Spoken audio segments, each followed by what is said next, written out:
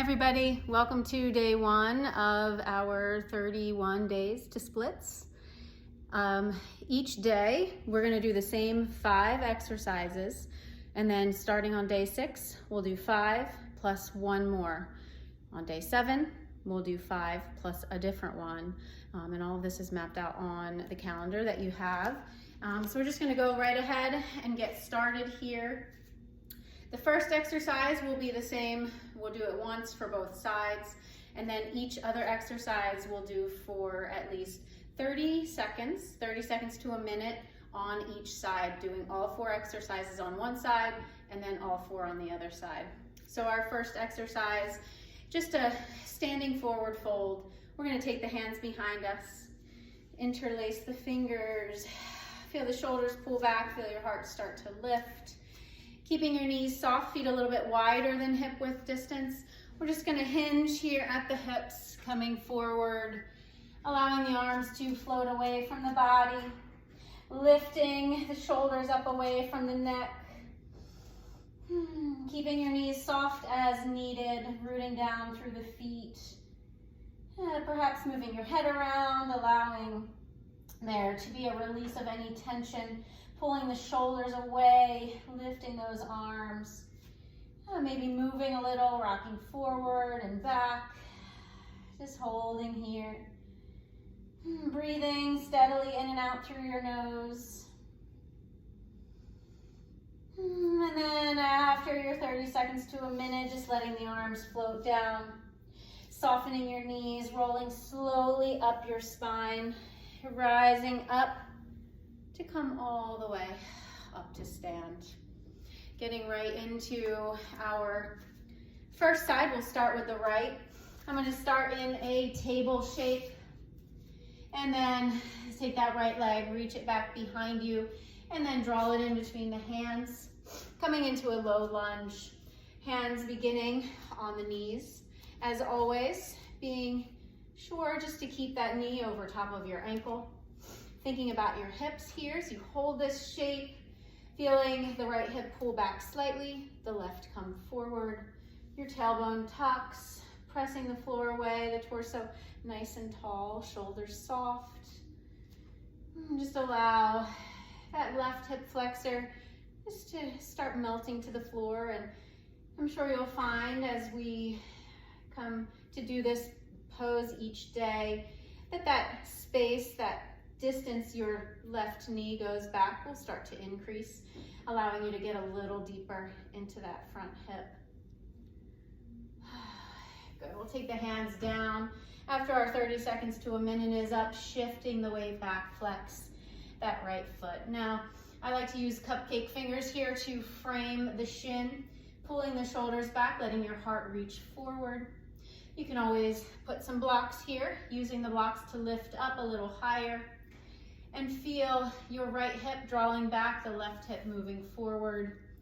Crown of the head, nice long extension from the back of the neck. The heart continues to reach forward. Driving down through the heel, pulling that hip back, pulling the shoulders back, again, reaching the heart. Good, and again, holding here. 30 seconds to a minute, and then we'll shift our weight forward once again. Curl the back toes under, lift your knee, and then step that foot in a little closer. Drop your heel as you straighten your front leg. Now this might be a great time for you to grab those blocks. Once again, placing them to frame your foot, using your hands on the blocks or cupcake fingers. Pressing the floor away with your right foot. Right hip pulls back. Again, the heart reaches forward. Really elongating the torso, and then allowing the spine to round, letting your forehead come down towards that right knee. As you come down, perhaps noticing if the hips have shifted, pulling your right hip back, sending the left forward, keeping the shoulders up away from the neck, the chin tucked in, both feet engaged, rooting down through the soles of the feet. Feeling your body settle into this pyramid shape.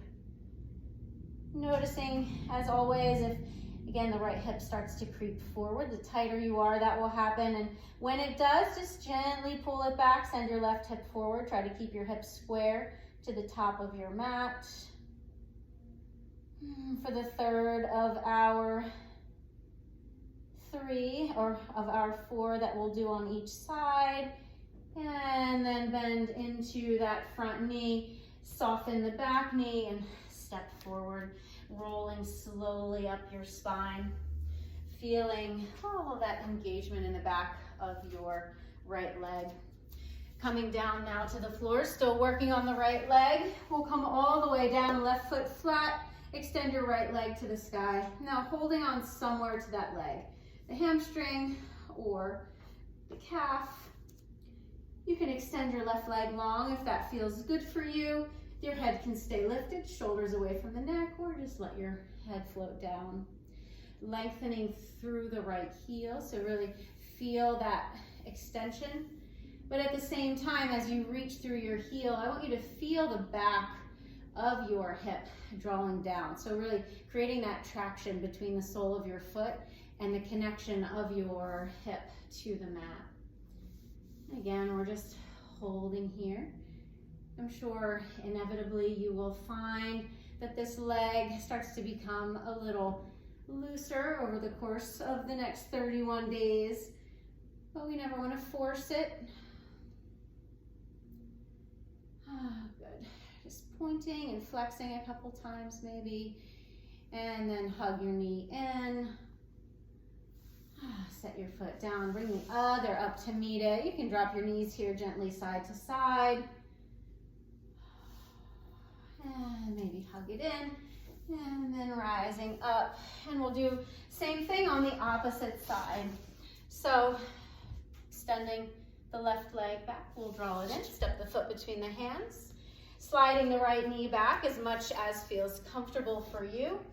Again, your knee is over top of your ankle, and we're framing the foot here to start, and then we'll take the hands up to that knee. The tailbone tucks.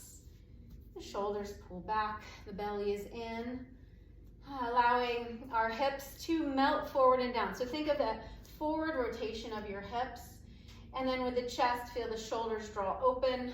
So hips moving forward and down, shoulders moving back, and the heart is lifting. So again, we're creating that lengthening, 2 opposite directions here to create space now in the front of the right hip flexor. Good. So, staying here for at least 30 seconds. And then as with the other side, we'll just hinge forward at the hips, reach that left hip back, flexing the foot, pulling the toes towards the torso. Pull your shoulders back, reach your heart forward. Good. Feel all the way from your Achilles up the calf to the tendons behind the knee into the hamstring. And again, our hearts are reaching forward. The shoulders pull back, the belly is in.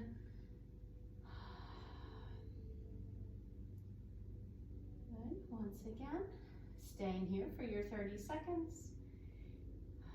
It might help to have a timer or something handy that you can really keep track of how long you're holding these.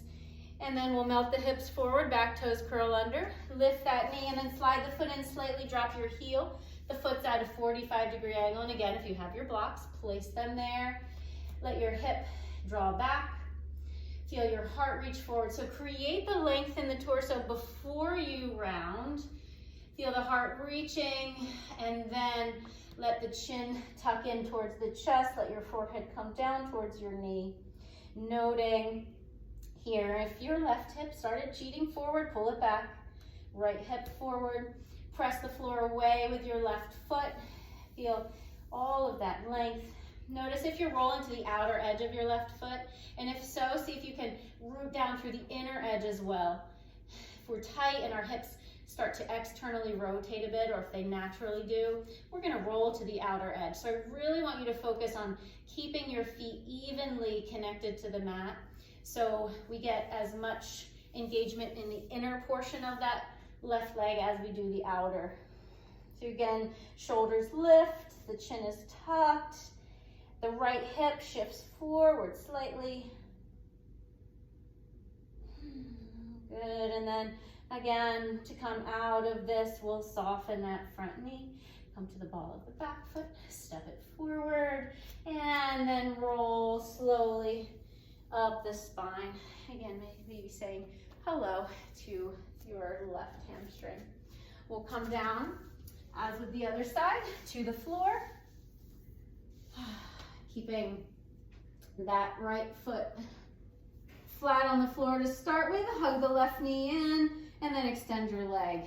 Flex the foot, lengthen through your heel. Shoulders soften, your head can come down to the floor. And if it feels good for you, straighten out your right leg. Lengthen through that heel. You might feel a little more length in your right hip flexor. But holding here, shoulders are soft. Depending on the day and how you're feeling, you might want to bring that forehead up, but continue to reach out through the heel, drive down through the back of the hip, create that traction once again in the back of your leg.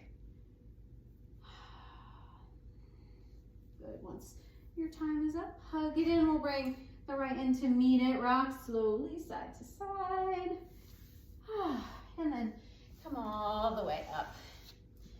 Now that's the first 5 exercises, and you're going to become very familiar with those. We're going to do them each day. And again, for this splits challenge, we'll do exercises 1 through 5 every day. And then on day 6, we'll begin to add. We'll do exercises 1 through 5, and then number 6. And then on day 7, it'll be 1 through 5, and then the exercise for day 7. So these exercises are found on that calendar that I have printed. And if you have any questions, please feel free to ask. Just a reminder that this is just a chance for us to embark on something together as a community. It is a chance for us to set a goal and work toward achieving it. Whether we come into a full split or not, I guarantee that we will be more flexible, you will be more comfortable in coming into a split after our 31 days, and probably even after the first 7 days. But really, this is just about working together as a community towards a goal, being kind to ourselves, loving ourselves, and you guys know that I don't love being on camera, but maybe this is a chance for all of us to come out of our comfort zones a little. So if you were somebody who said, I'm never going to do a split, there's no way I can do it. I said that about being on camera and recording myself. There's no way I'm going to do it. So here we are, one day at a time.